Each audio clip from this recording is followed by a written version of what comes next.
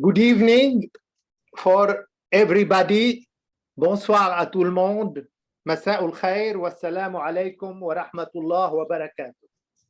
يسرنا اليوم أن نلتقي أستاذا وعالما كبيرا في التصوف الهندي لنناقش معه مسائل التصوف الهندي في فرعيه الإسلامي والهندوسي.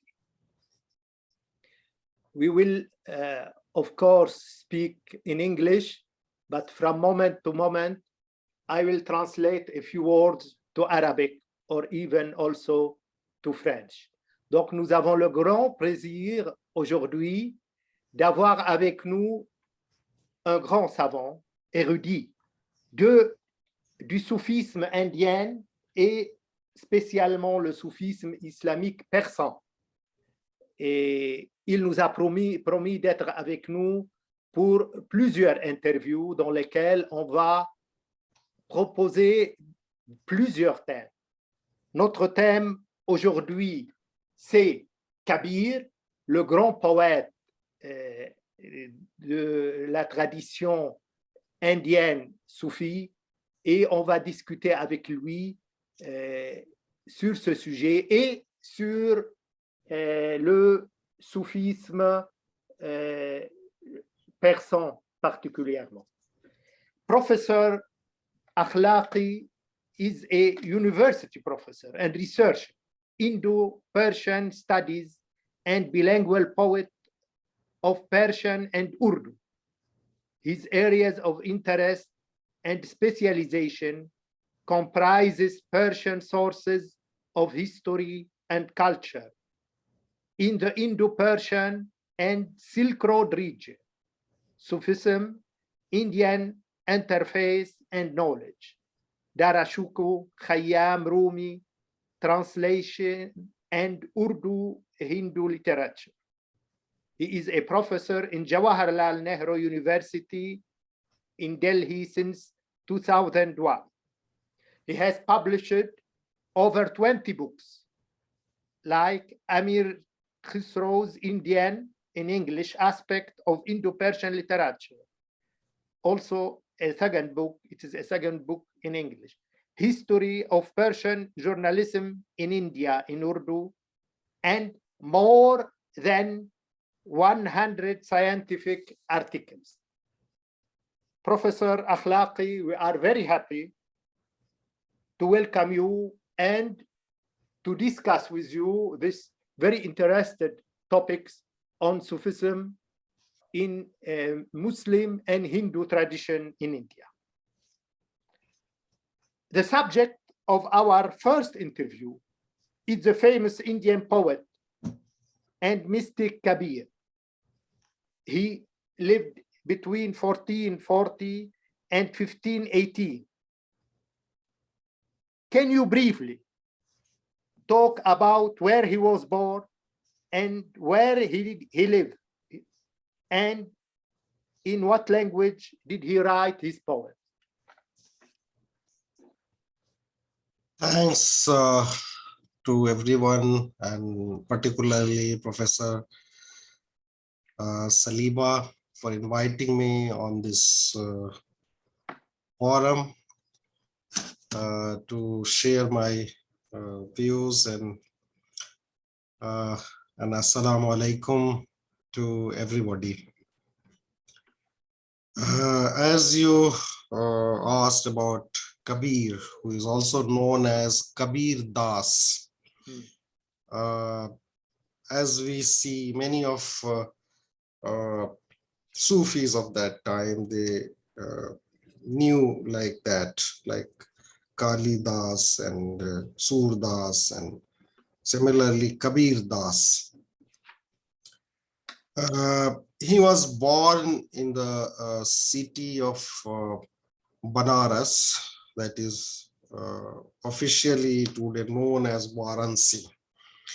He is also known as Kashi, means it is one of the holiest cities of the followers of Sanatan tradition, Sanatan religion, that is also known as Hindu religion today.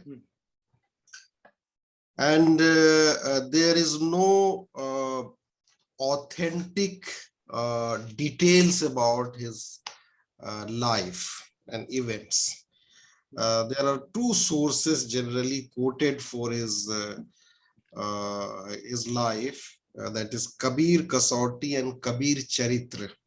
These are the two books generally considered as a source on his life. But there are a lot of confusions even about his date of birth, that varies around 40 to 45 years. According to one tradition and his own students, they say that he was born in 1398 and he lived till 1527. Then there is another tradition that he died in 1518, and there are other versions about his birth and death. But nonetheless, he lived a long life. Even in one of his doha, or the couplets, he says that he lived more than 100 years. So nonetheless, he was living from the what we call in India, from the Mamluk period or Sultanate period, that was Tughlaq period, or maybe a little later, till the arrivals of the Taimurids in India. Babur, the famous king who is considered as the founder of Mughal or Taimurid dynasty in India. His interactions with the Lodi kings, the immediate predecessors of Mughal, is also known, and even says that one of the kings of the Lodi dynasty that ruled India till 1526, almost 100 years, that he was unhappy with his views, and he was punished for that also. So these are the and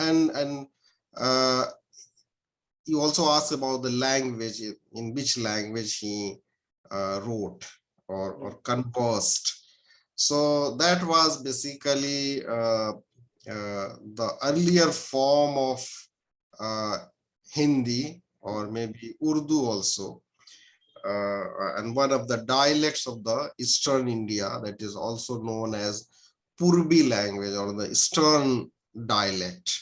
So in that language he wrote, and even today he's taught in all the Hindi departments in India. His poetry, his writings, and he's considered one of the classical writers of Hindi literature.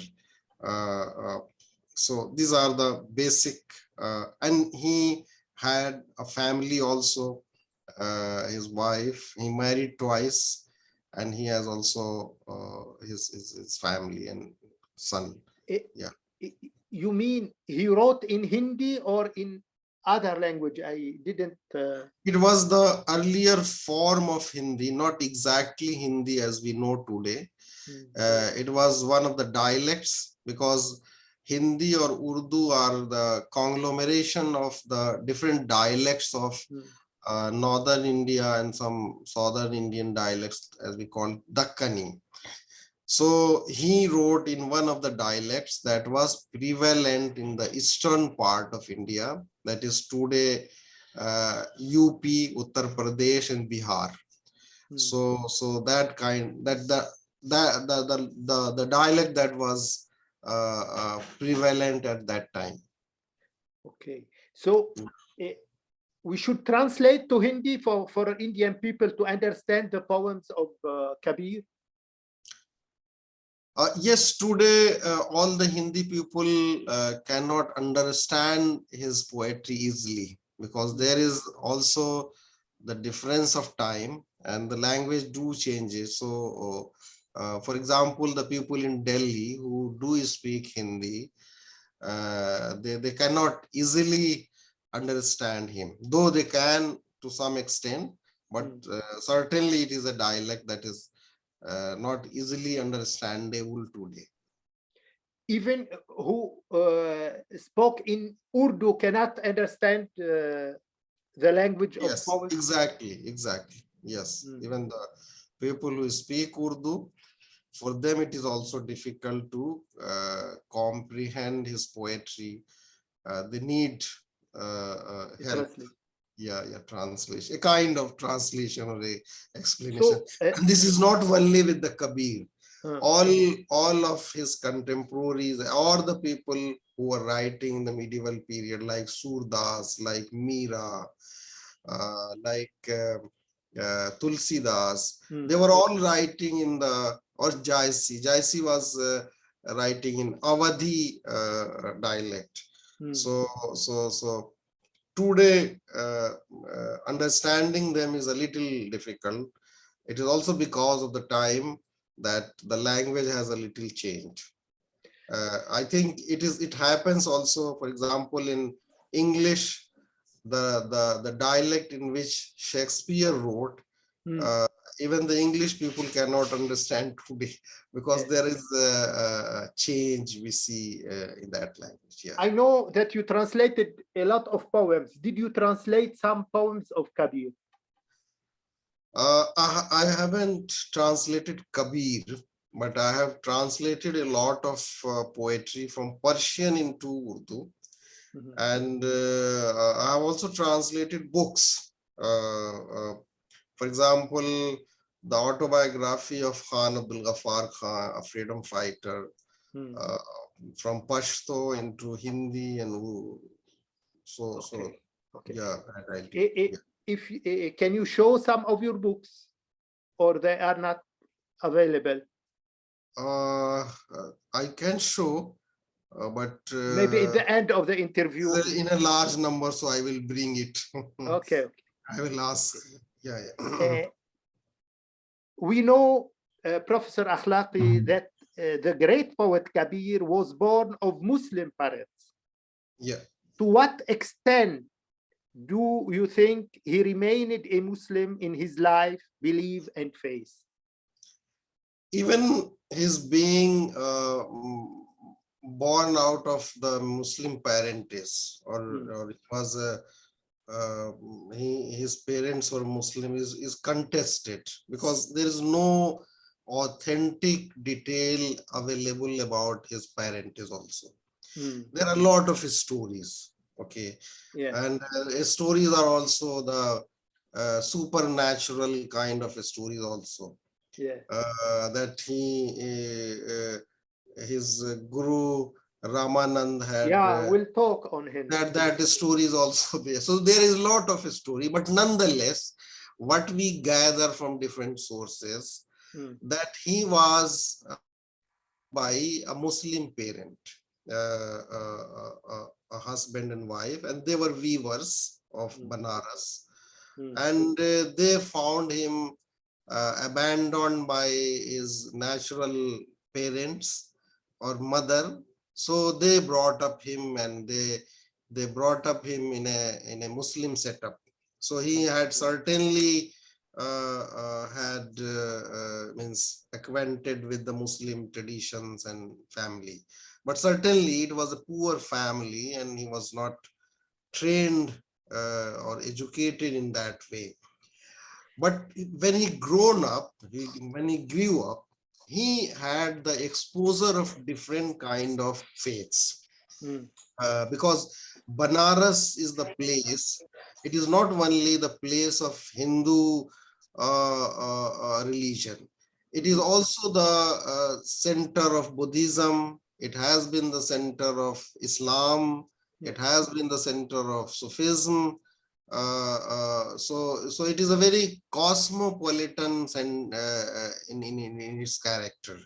So he had also the exposure of all kind of traditions thriving in that city. And then he becomes a kind of independent thinker, a free thinker, and a rational intellectual. He grows up and he criticizes vehemently the dogmas practiced in all these religions. We will talk in detail Islam, of this. or either in the name of Hinduism or Brahmanism. And he denounces also the caste system, the differentiation among the human beings on the in the name of race, religion, and all kind of things. Okay, so that is you are just telling that he criticized the caste system. Was he born from a low caste, you think? It is not certain whether he was born in the low caste, but he was certainly brought up in the weaver's family, and that was looked down by the Brahmins.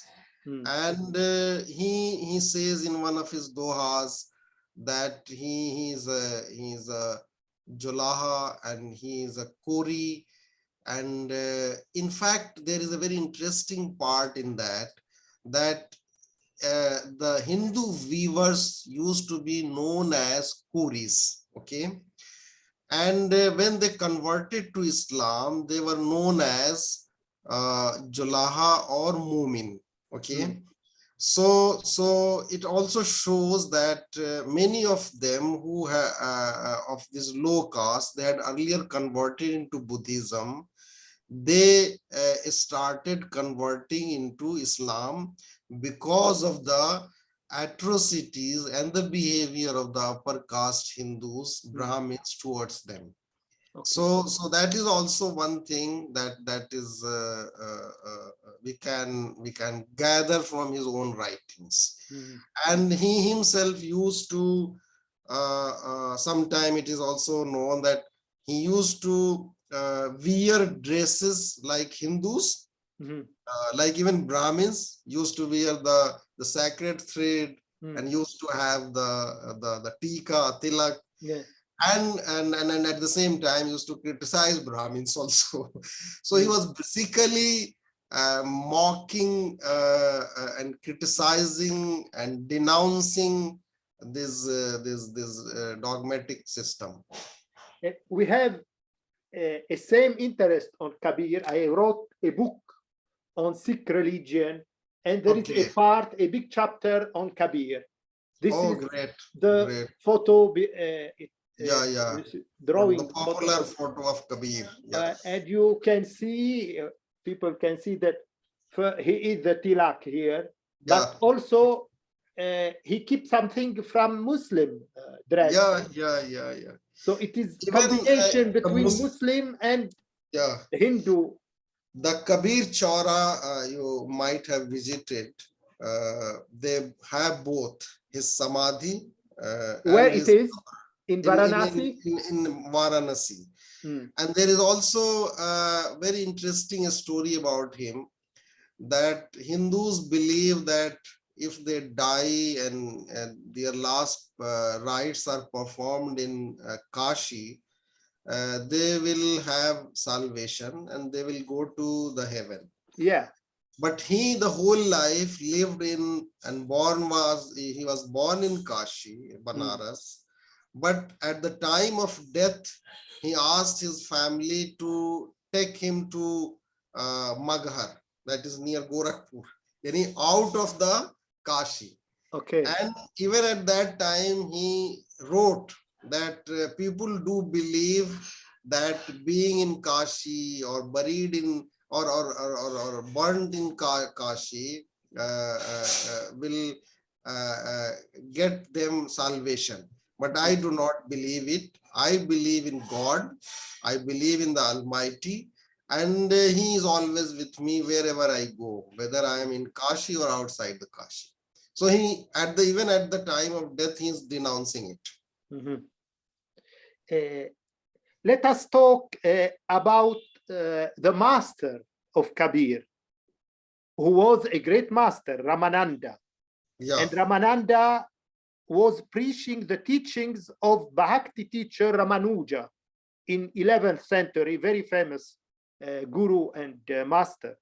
So my question, what did Kabir take from Ramananda, and where do their teachings intersect and where do they differ? There are a lot of opinions about this also. Some of the scholars, particularly the Muslim scholars and the Sufi scholar, who consider Kabir as a Sufi also, they say that Kabir was a disciple of one of the Sufi. His name was Muhammad Taqi. But he is certainly famously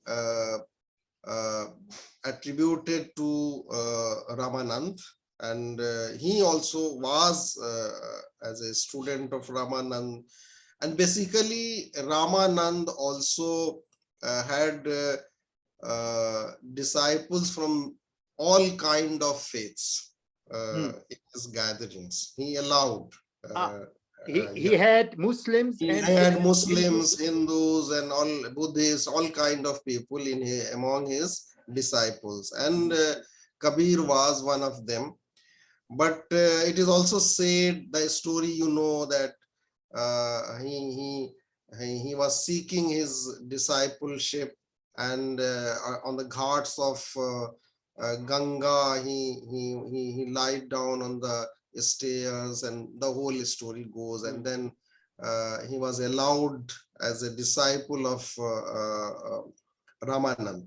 But the main thing is that the most remarkable part of this whole story is that Ramananda belongs to the tradition of Ramanuj. Yes. And Ramanuj and Shankaracharya, though having, and Ramanuj was also from the tradition of Shankaracharya, okay, but he also had differences with the Shankaracharya. Shankaracharya believed in or propounded the theory of Advait, isn't that? That everything is Maya, okay, and there is only one existence, that is the God. That is somewhere similar to also the Islamic Sufis tradition of Wahdatul Wajud, but there are differences also. Okay. However, Ramanuj says that Maya, that is illusion, and the Paramatma, okay, and the material are basically the part of the one, like they are integrated, okay. So in a way he differs from Shankaracharya, and he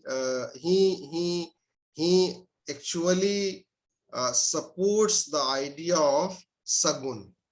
Okay, what he does not, he means through Nirgun was means the God is shapeless, isn't that?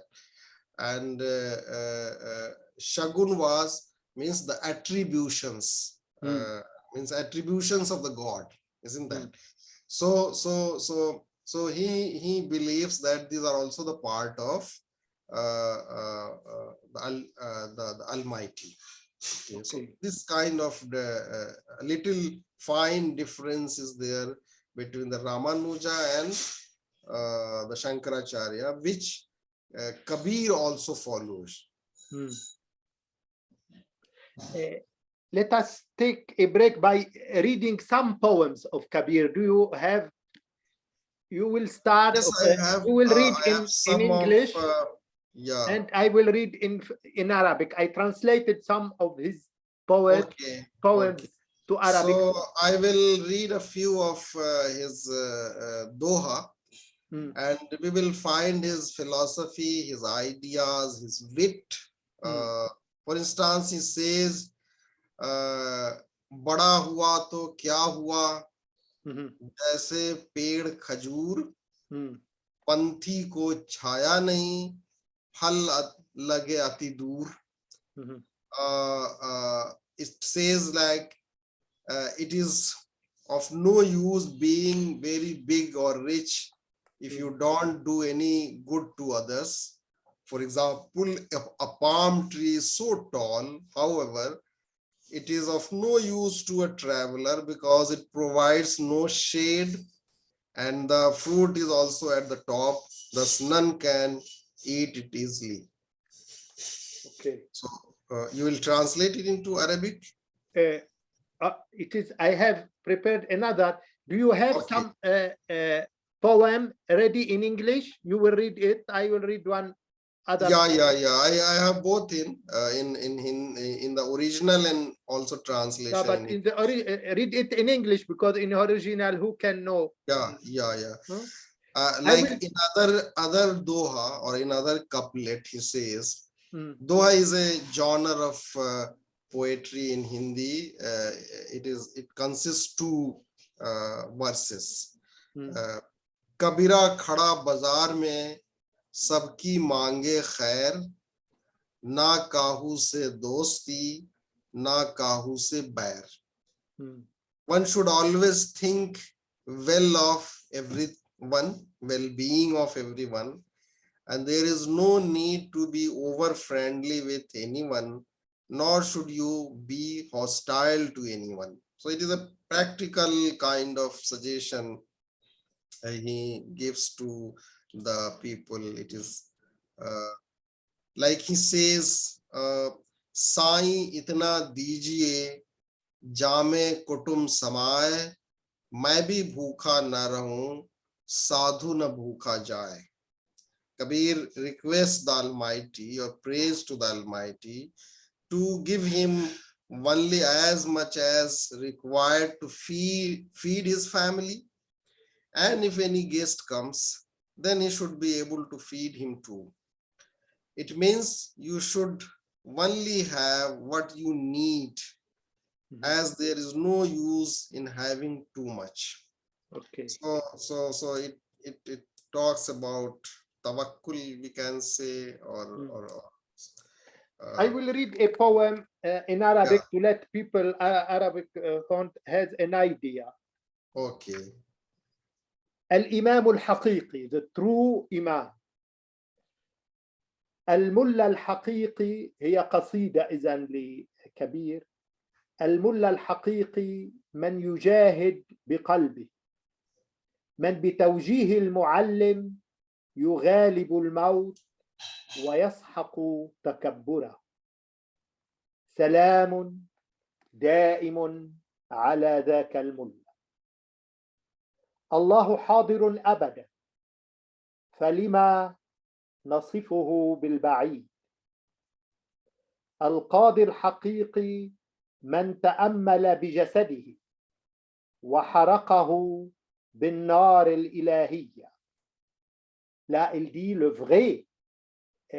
Donc, le vrai imam, c'est celui qui médite sur son corps. Regardez quelle importance. Et celui qui brûle son corps par le feu divin. القاضي الحقيقي من تأمل بجسده وحرقه بالنار الإلهية ومنع بذاره أن تسقط حتى في أحلام. إن قاضيا كهذا لا يعرف الشيخوخة ولا الموت.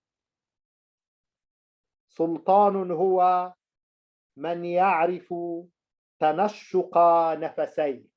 Donc regardez aussi, là c'est important, il dit le grand sultan, c'est celui qui sait bien respirer dans l'inspiration et l'expiration. من يستجمع فكره عندما يتشتت Le vrai sultan, le vrai empereur, c'est celui qui sait encore, quand sa pensée est complètement égarée, il sait retourner en quelque sorte à la concentration. من يجمع جيش الأنفاس في الدماء. Donc le vrai empereur, c'est celui qui sait grouper l'armée de tous les souffles, de toutes ses respirations dans son cerveau. إن رجلا كهذا سلطان هو وله مظلة فوق رأسه. الهندوس يرددون رام رام والمسلمون الله الله ولكن إله كبير يعبق في كل الكون. Donc, you read one poem, I read another. When he talked little bit about yoga, he is so similar to the teachings of yoga. Why do you think? You mean he mentions for example, he talked about breathing and how to breathe, and also how to meditate on the body, and the real sage who can join all his breathings in his brain. It is even a technical terms of yoga. The very interesting part of the Indian Sufis and the mystics is that includes both Hindus and Muslims, that they had many common style of meditations. And that includes the breathing exercises or the meditations.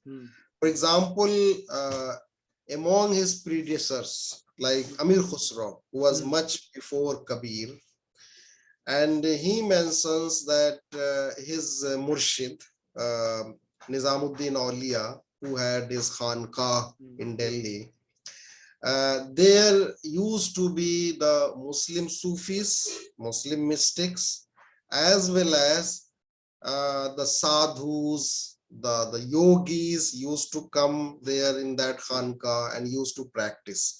So it was very common practice among the mystics of all these religions, that includes Muslim Sufis and Buddhist as well as the Hindus, and that was the breathing. Even I came across in the writings of Amir Khusro that he says that Indian mystics, they used to earn a kind of stage through the meditation that they could connect them with the ultimate Almighty. And also there was the method that through that they could live for 500 years. He also mentions about that. It is you think, historical fact or just a story that we can live? I cannot confirm it, but I'm just quoting Amir Khusro. Okay. He is one of the great writers and Sufis and predecessors of Amir Khusro, Kabir. So Kabir, certainly he was with the he was trained with the Sufis and mystics of all kind. He certainly had gone through the meditative practices and yogic practices, and he was certainly aware of that. Let us talk a little bit about the relation of Kabir with a contemporary.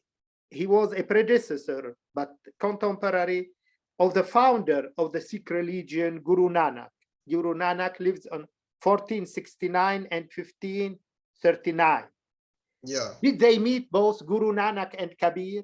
And why this great similarity in their teaching? They lived in a period that I consider as the period of a kind of transient phase in Indian history. From the perspective of political perspective as well as from the ideological perspective. So though that was also a period when there was a political vacuum. We in India did not have any great kingdom combining or uniting the whole country. There were small kingdoms. Even the Lodhis were mostly nearby Delhi and around area. The area in which Kabir lived, it was on the borders of Sharqi Sultans near Jaunpur. So he was living basically in the border area of both Lodhis and Sharqis. And so there was a kind of uncertainty around, okay. This vacuum gave a kind of space for the social reformers. So social reformers we see particularly in the 14th and 16th century emerging in different parts of the country, in the north, in the south. So for example, we see Jamaluddin Jamali, we see Guru Nanak, we see Kabir and Namdev and many others. So that was the period. And though there is no historical evidence available that we can say with all certainty that they were in connection with each other, though both had traveled a lot. Nanak traveled a lot in particularly in Central Asia, and even he went to the Arabic area, Arab world and Central Asia also. Similarly, Kabir mostly traveled in India, near Banaras and that part of area, but he did not travel like Guru Nanak. But Guru, since he had a greater period, Kabir, and he even because of his very bitter critics of the system and the religious system, he became also popular among the masses in India. And that's why it seems that at least Nanak was aware of Kabir. Okay, he heard on him. That is how we come, that he was certainly aware of Kabir's views and Kabir's writings, and that's why we see the impact on Nanak also. Let us talk about the impact of not of Kabir, how he was influenced. We know that Kabir lived in an area in which the great Persian mystics, poets had a great impact. By whom do you think he was influenced? Kabir, by whom he was influenced? Kabir was certainly influenced by Attar, Sheikh Sadi, even I believe by Amir Khusro and the Chishti Sufis, because the Sufis he was in contact with, they used to read, they used to discuss, and they used to refer this kind of writings of like Pandnama, like Gulistan of Sadi, like writings of Attar. Mantiq Tair has been always popular among the Sufis. And we see the impact of these poets on all the Sufi Bhakti poets of that period. That includes Jaisi, that includes Kutuban, Ranjan, and many others. So many of the views of Kabir was under the influence of these Sufi poets. We Sufi heard Persian you poets. reading a poem of Kabir in his original language. So you know this language, original language of Kabir? Yes, this is the language I speak. Urdu, Urdu is my mother tongue, and Hindi is also like my mother tongue. Bhojpuri is the area in which Kabir lived. I have one home in Banaras. My relatives are in Banaras, that area. So I'm aware of this ambience and the language and then the dialect Kabir speaks. You are just telling that he was influenced by Attar and Saadi. So he know Attar, the Persian Saadi, language? he may not be knowing that much because we know that he was not very much educated in the formal way, but their writings were always discussed in the gatherings of Sufis in India during all the periods, even during their period. Means Saadi in his lifetime was popular in India and in the whole Persian world. So his writings and their views were always discussed among the Sufis, Sufi gatherings.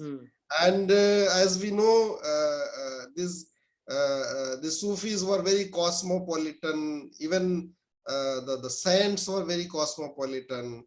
So they were discussing all these things. So that's why we see the direct influence of their views, their writings on, and he uses many of the Persian words, even in his dohas. And that shows how he was influenced.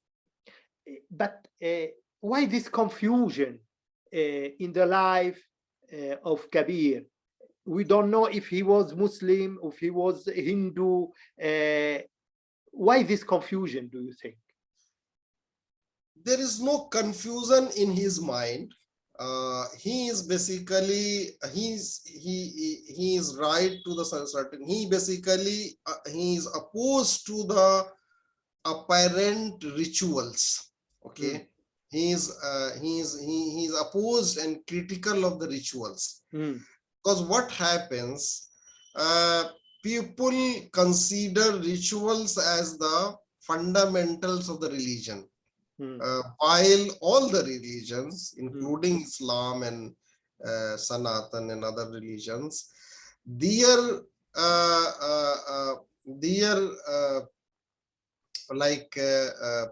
target is not the rituals. Their target is to connect the people, the creature, to the ultimate God, isn't that? So they should be connected with the ultimate God, and these rituals are one of the means. So, but the people, unfortunately, consider these rituals as the fundamental thing, and the connect goes away. So he is basically trying to connect. For example, there is one very famous Sufi, Bayazid Bestam. Yeah. He once, people were having fast during the Ramadan, and he came among the masses and he broke the fast. Yeah. Even before the time of the iftar.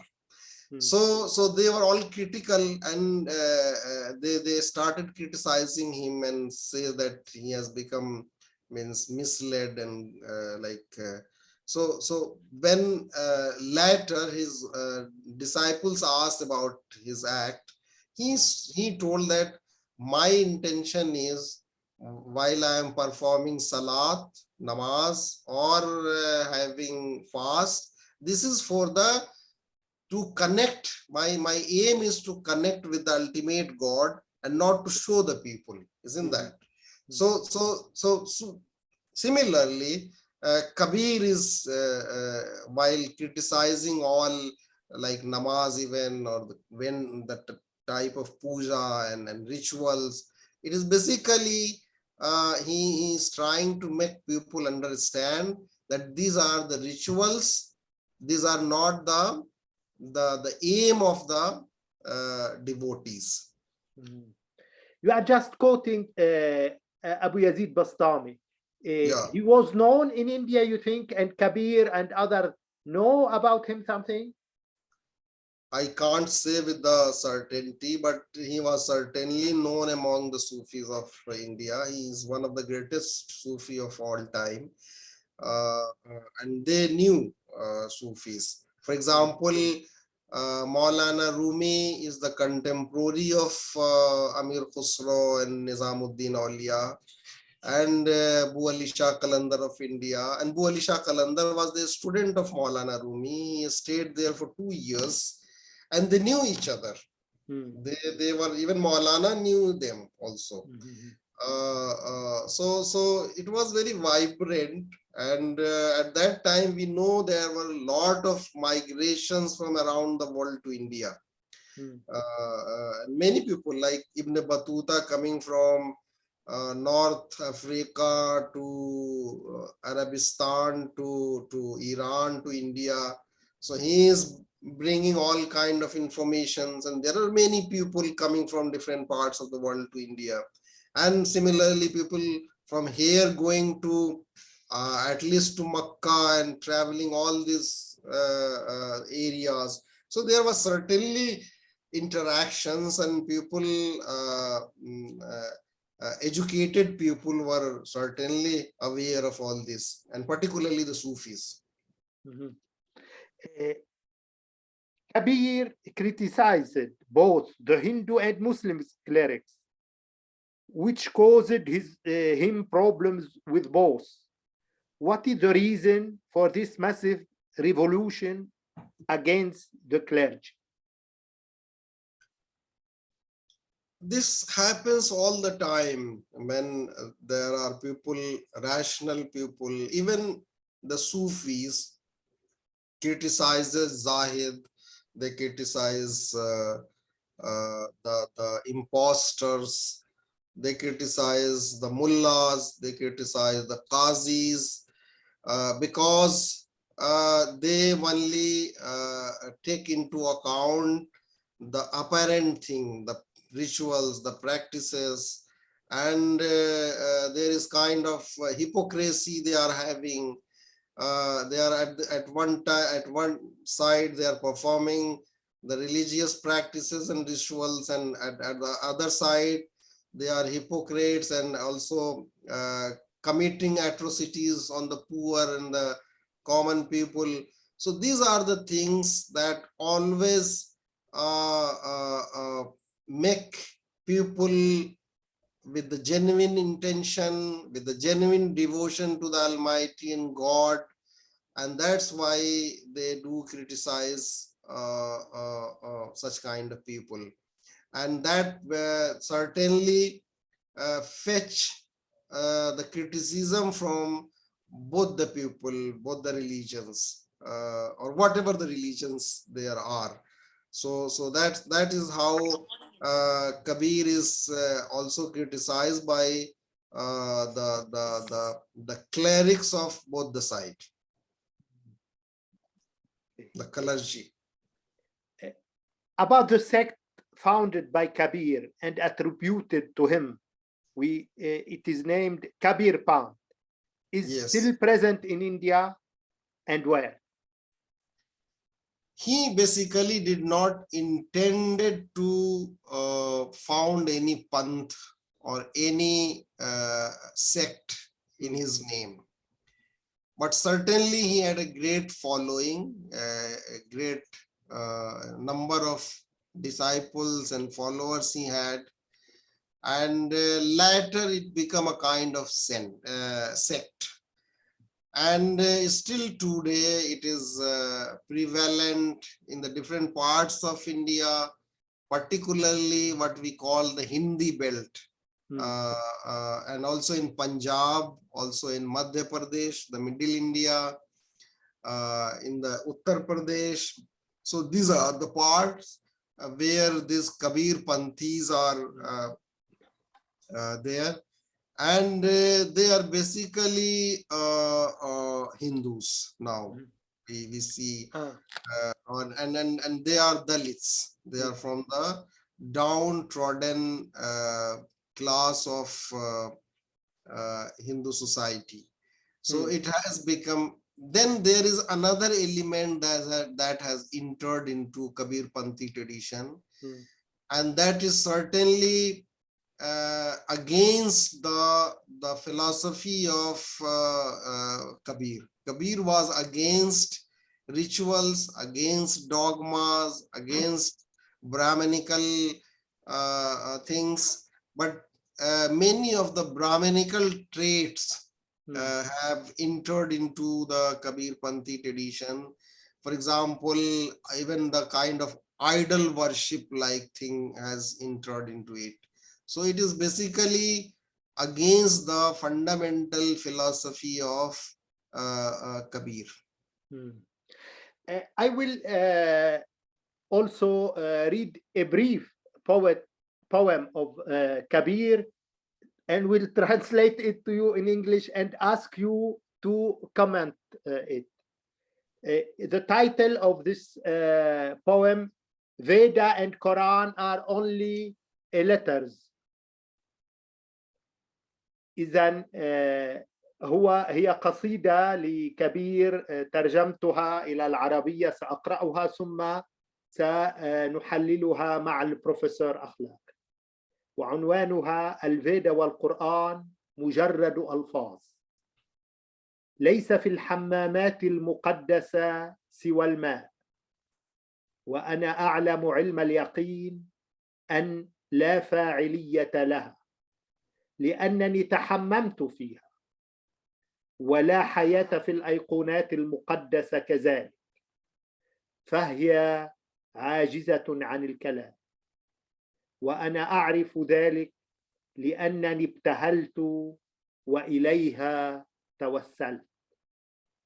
وليست القرآن والقرآن سوى مجرد ألفاظ، فقد رفعت حجابي وأبصرت، وكبير يدع الاختبار يتكلم، فهو يعرف أن أي شيء سواه كذب وبهتان. So he said the baths, the holy baths, and the sacred water had no effects. And I know it because I took a lot of holy baths and they have no effects. And also the icons, means the photos of saints, has no effects, or icons also. And they cannot speak, these icons. And I know this because so many times I prayed in front of these icons and no effects. I recognized that they cannot do anything. And even Quran and Quran are only a few letters. Finally, the veil, I put off this veil in my face, against my face, and only the experience can talk, and the experience can be benefit for me and for all. And I know that everything other, the own experience, is only lying. What do you think, and how you can interpret this poem of Kabir? Yes, this is very much in the line of the thought and philosophy of Kabir. And as I mentioned earlier also, that he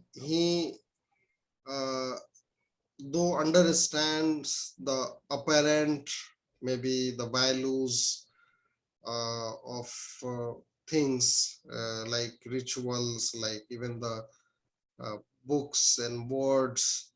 But if a person or a society does not comprehend or realizes the essence of those words, then it becomes useless.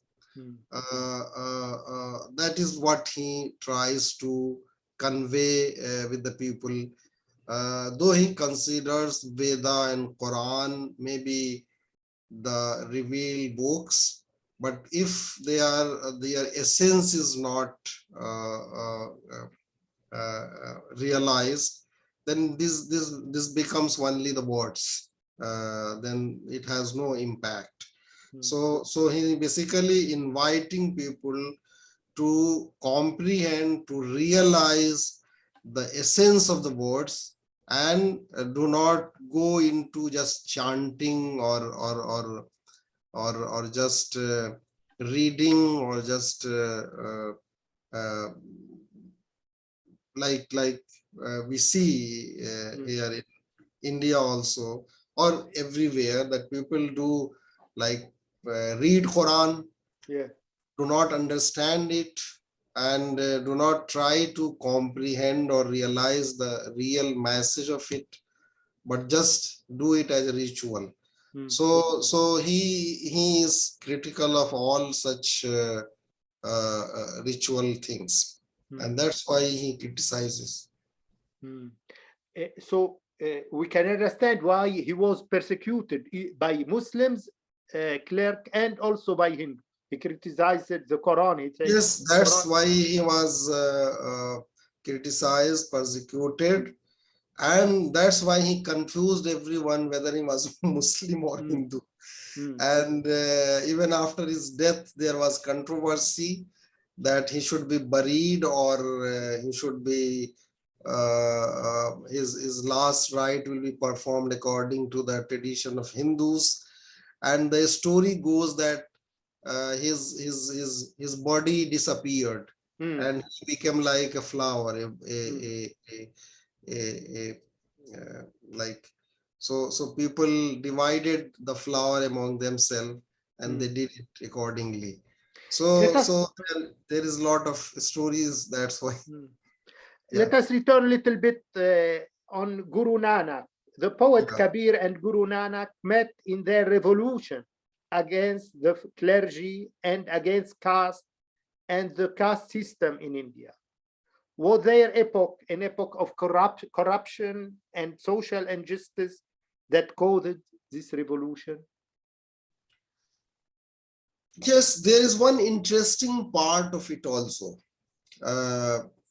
As we know historically that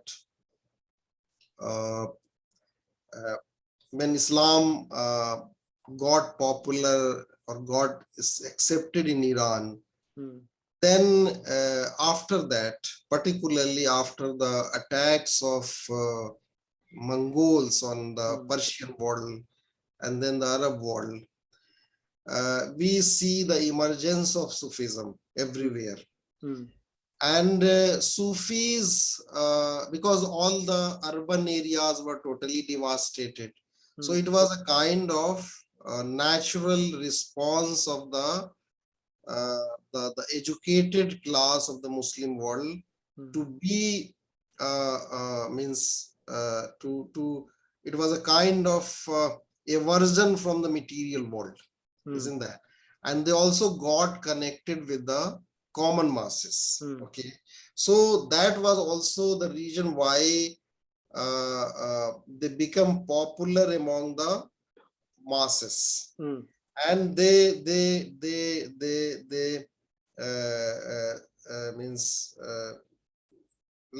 the people paid attention towards them, and since their religion was Islam, that's why they also attracted people towards Islam.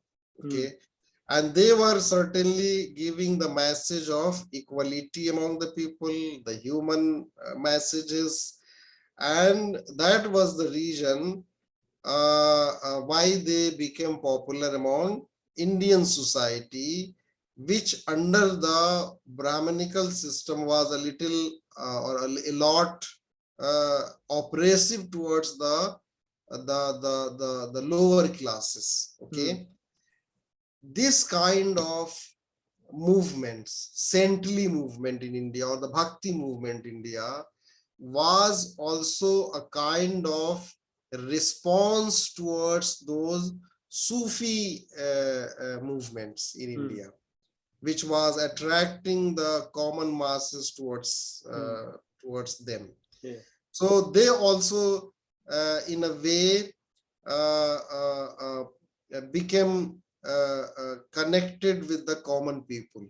Okay, and they even accepted students and disciples from the lower classes. So we see that, for example, the people like Surdas or even Kabir, and they all were from the lower classes, and they were accepted by the Brahmins like Ramanand and all as their disciples. Okay. So we can see this this whole tradition from this aspect and perspective also.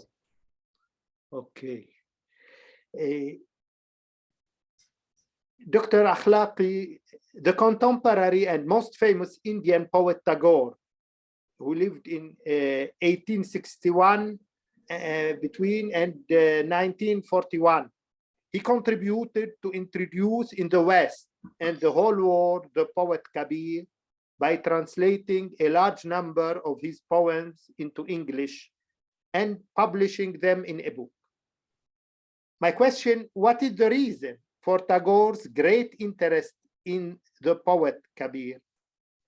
And what are the similarities in the poetry of each of them?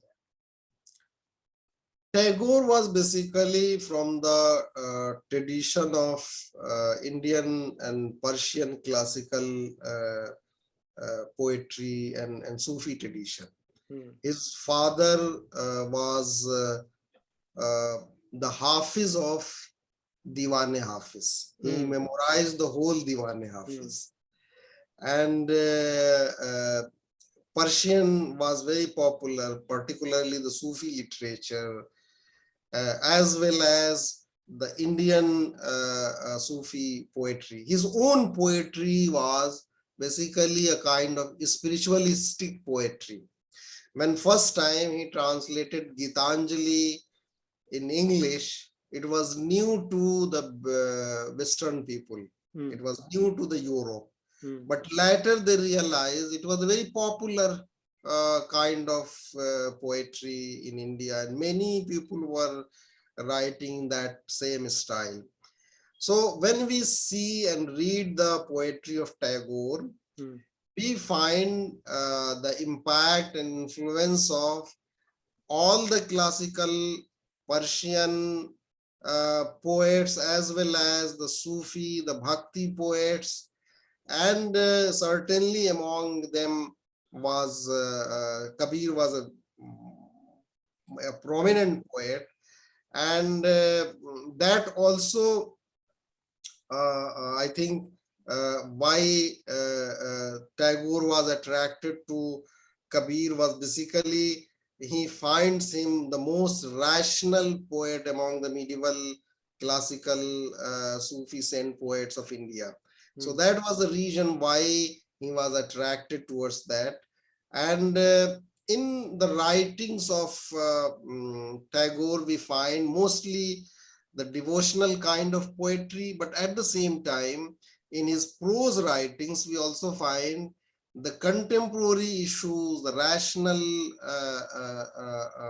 expressions, and some of the writings are even amazes us that seems like unlike of Tagore. For example, one of his novels as Sheshar Kavita, the last poem, is similar to that. So that's how I find why he was attracted towards Kabir. Last question, Professor Akhlaque. What are the most prominent feature of Kabir? Specialities. Where does he meet with the Indian Muslim Sufis poets, and where does it differ from them? The most remarkable part of his poetry, his thought, and his philosophy is that he is a rational person. And that's how he stands out among his contemporaries and the poets of that time. But at the same time, he connects with the Muslim Sufi traditions because of his connects with the Almighty God. They also do the same thing. And his humanistic orientation means he is pro-people, he is pro-poor, he is pro-downtrodden, he is pro-oppressed people.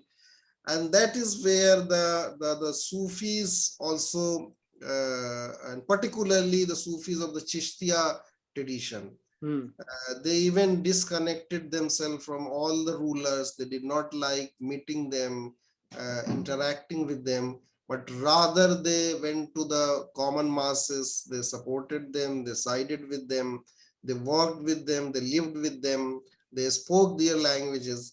So that is how Kabir is also similar to them and maybe influenced by them. Okay, maybe we can finish by a short poem of Kabir, if you can select one short poem and interpret it to finish our session. There is one thing that he talks about, Mati kahe kumhar se, तुकिया रौंदे मोए, एक दिन ऐसा आएगा, मैं रौंदूंगी तोए. The soil tells the pot maker that you think you are kicking and kneading me with your feet, but there will be a day when you will be below me and buried after that, and I will knead you. So this is how Kabir teaching a great lesson that people should not be arrogant, people should not be oppressive, and people should realize the reality of the self. Okay. Professor Akhlaque, we thank you. It was a nice meeting and hope we have regular interviews and session with you, maybe monthly, each once a month in other topics. Maybe we can propose to talk about Guru Nana. Thank you. It was really great interaction with you, and sorry that I was not well. I tried my best to be with you, and hope someday we will meet in a non-virtual world also, as we saw. And we hope I can show it, as you told, that some of my books. Yeah. This is the collection of my poetry. Okay. That is published. In which language? Urdu? Persian poetry. And it was published in Iran, Namaz-e-Ishq or Salat-e-Ishq. And this book is, I have edited. This was a great Sufi, Shah Muhibullah, and he was follower of Ibn Arabi, the greatest Sharih of Ibn Arabi in India. So I edited his Maktubat. Okay. And I mentioned about Amir Khusro. This book I wrote on Amir Khusro's India, how he describes Amir India in his poetry. You know Khayyam. Yeah, of course, very famous. Yeah, this book is on Omar Khayyam. Yeah. And this is my collection of Urdu poetry, Surur. Surur, it means joy. Yeah, joy. So you understand Arabic? Because there is a lot of similarity between Arabic and Urdu. Urdu has lots of Arabic words and Persian words. And this book is on one of the freedom fighters of India. He is also known as Frontier Gandhi, Khan Abdul Khan. So this book is published by Ministry of Culture recently. And this book, this is a research book, History of Persian Journalism in India. Okay. So Yeah. this was the book and there are many other books and poetry collections. Okay. I'm recently wrote lots of poetry during last 2 years, and the collection of my poems is Kharabat. It is ready for publication, and I've also written about your area, the problems of that region. Okay. And all. So We hope that we can meet next month for another interview on Guru Nanak, for example, and Sikh religion. Is it possible? Okay. Yeah, sure. We can talk about Guru Nanak, Amir Khusro. Okay. For each, we can do a monthly interview, and in each interview, we'll select one topic and talk on it. Yeah, sure. Thanks a lot, and see you. It was a great pleasure, and assalamu alaikum to everyone. Assalamu alaikum wa rahmatullah. Professor Jacqueline, voilà. Donc, you want to say something to Professor Akhlaque before he?